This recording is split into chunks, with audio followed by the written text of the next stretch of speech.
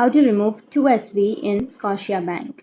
So if you want to remove 2SV, which is two-step verification in your Scotiabank, then first you just need to open up your Scotiabank application and you need to log into your account.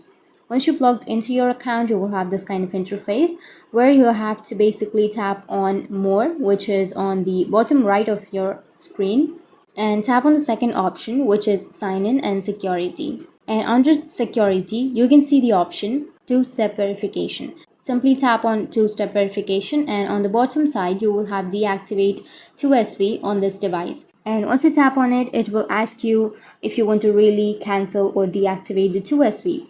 So if you want to remove the 2SV in your Scotiabank, then just simply tap on Deactivate 2SV, which is two-step verification.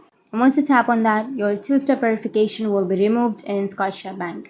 So that's how you can remove. And if you have any questions, feel free to comment below. Thanks for watching.